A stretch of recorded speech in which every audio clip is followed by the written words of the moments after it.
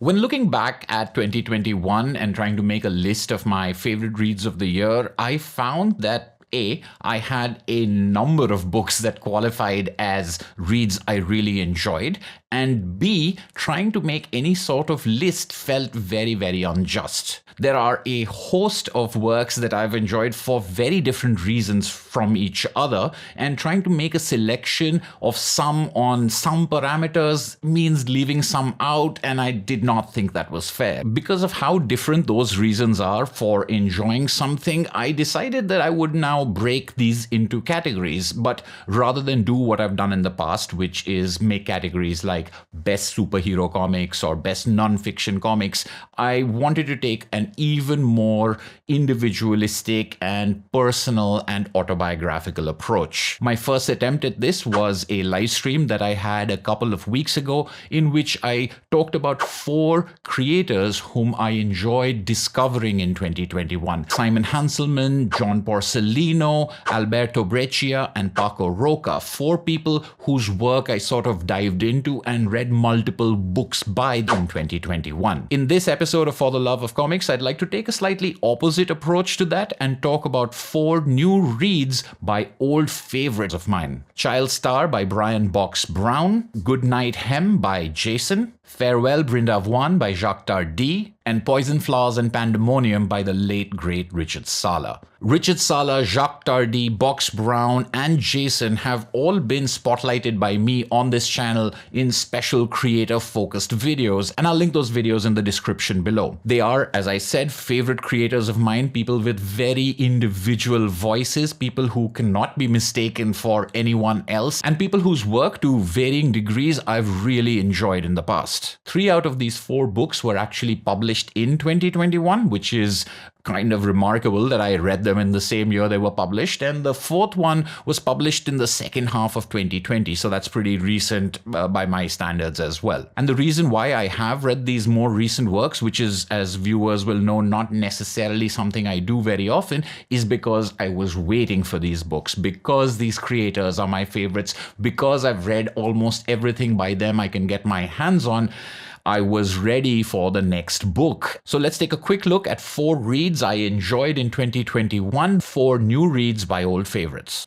First up is Farewell Brindavoine by Jaques Tardi. Farewell Brindavoine is Jaques Tardi's first solo graphic novel comic. It's the first non-collaboration thing that he published, so it's from 1971-1972. This is an early work of his, which we've seen before. In my Jaques Tardi video, I did talk about Adèle Blanc-Sec and You Are There, earlier works that had a sort of dreamlike quality to them, very different from the grittier crime or war stories that Tardi did later on. Not only is this an early work from that time, but it falls squarely into that sort of style and genre as well. There are elements of steampunk like we saw in The Arctic Marauder and Adèle Blanc-Sec. There are hallucinatory, dreamlike landscapes and time moves and location moves in a way that we saw in his earlier work, and it's quite impressive for being such an early work. But much like what I felt about You Are There or the earliest Adèle Blanc-Sec stories, it does seem like there's a lot crammed into it without that much cohesiveness. The art is absolutely spectacular, but that is to be expected from Tardi, and the story does have moments of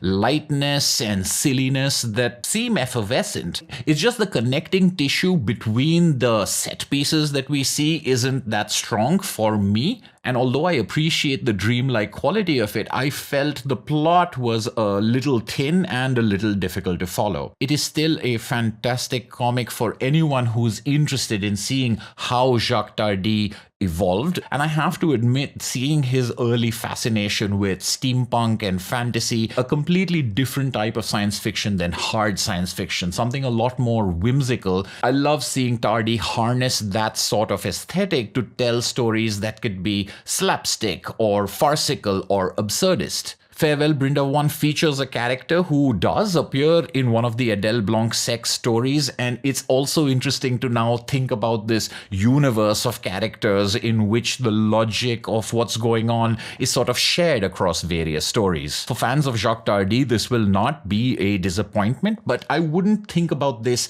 as the first book of Tardi's that you should read if you're not familiar with him, unless you want to be someone who reads chronologically. As I mentioned in other videos of mine, there is a certain pleasure in following an artist as they evolve and as they change and as they get interested in different things. And if you want to take that historical perspective, this is the place to start. But for everyone else, I think I would recommend reading any of those other books that I've mentioned, with maybe the exception of The Arctic Marauder. Again, unless you want to go chronologically, I'd recommend reading those other books first and then working backwards to Farewell Brindavoine. Next, Goodnight Hem by Jason. I love Jason, and if you want to know the reasons why, I'd recommend checking out my Who is Jason and Why Do I Love All His Comics video. Goodnight Hem is a novel, although it is broken up into 3 short stories about the same character being Ernest Hemingway of the title.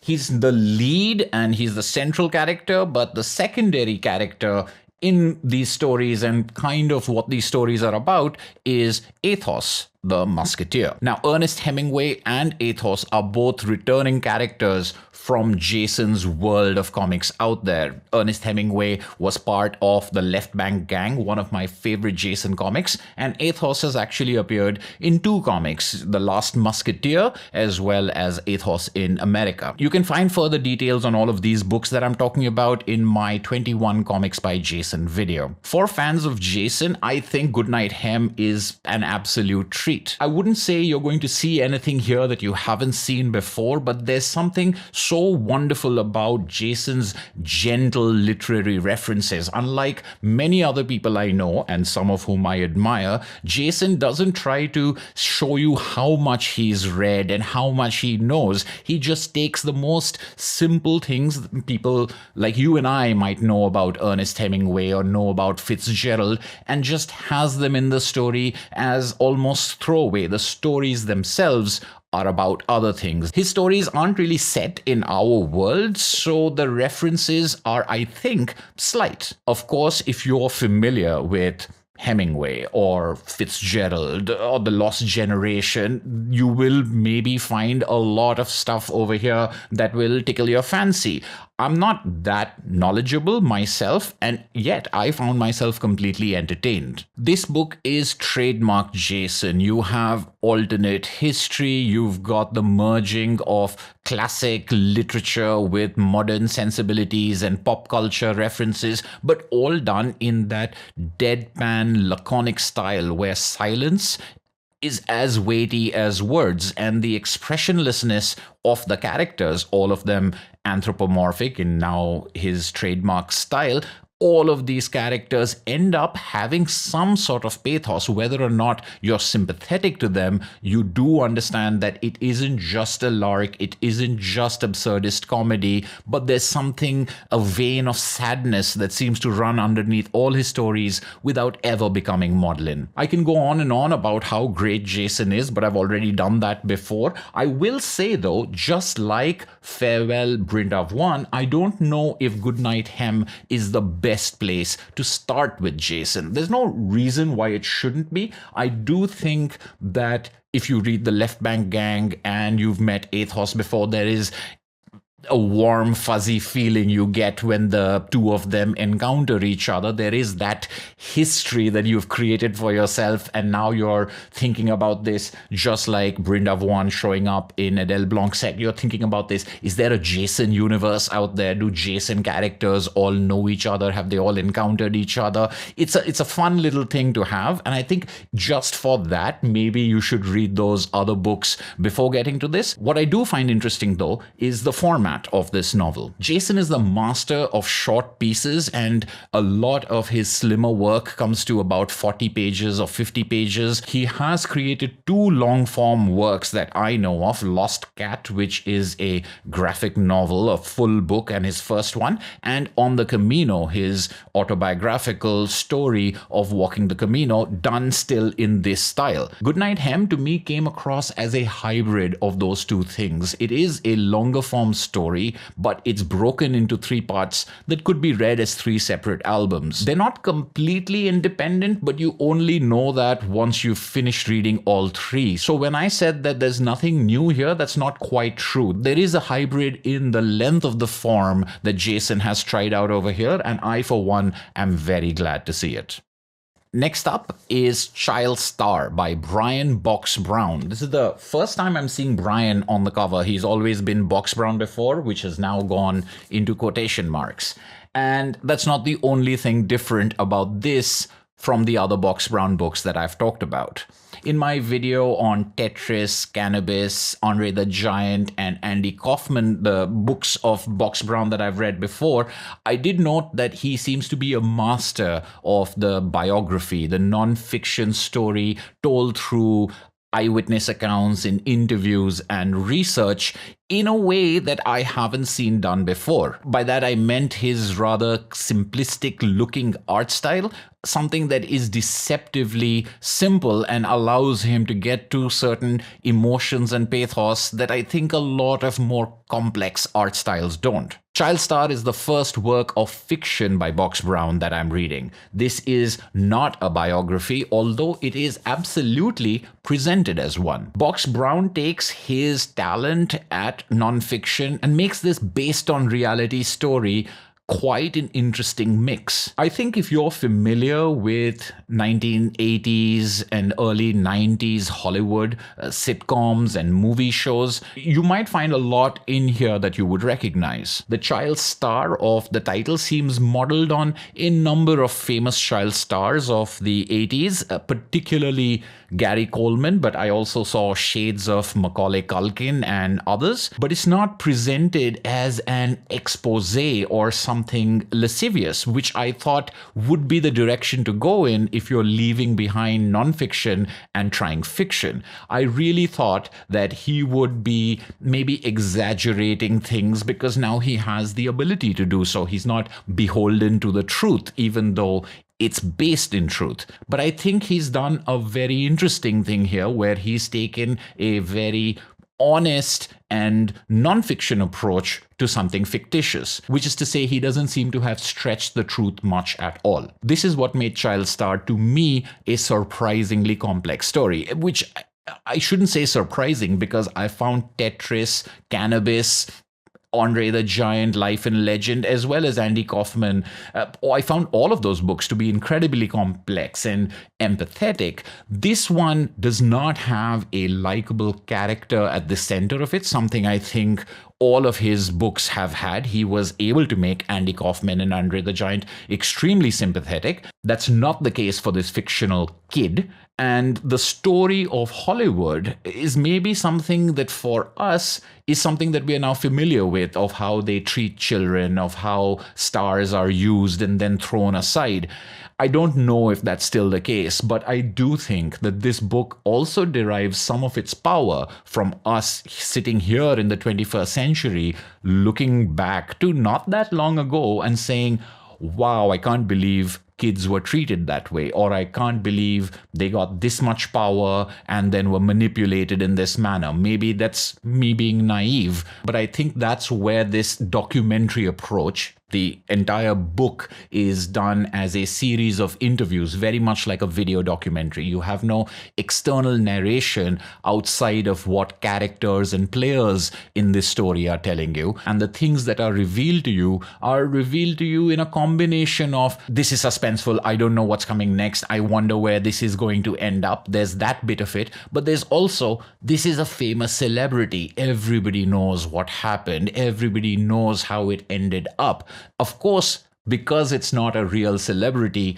you don't know, unless you're thinking about the person's this may be based on, but that unique balance of wanting to find out, knowing that I have it. This is a literary trick that we've seen before. Applying those non-fiction tricks to something like this, which is a work of fiction, but keeping it restrained, keeping it from becoming full-blown satire or full-blown absurdist comedy, is where I think Child Star really finds its power. I'm a fan of Box Brown's. This is very different from his other works, but I think as accomplished, if not as immediately appealing as those are based on things we love. We love Tetris, we love professional wrestling. This is a much more difficult subject, and the fact that he's able to garner that sort of reaction from us as readers, I think is what makes this such a great book. Although not representative of Box Brown's other works, non-fiction, I don't think that Child Star is a bad place to start if you've never read any Box Brown. It definitely feels like nonfiction. It'll give you a sense of how he does his nonfiction, and I think it's a pretty complex and mature work on top of that. Which brings us to Poison Flowers and Pandemonium, the final posthumously published collection of stories by Richard Sala.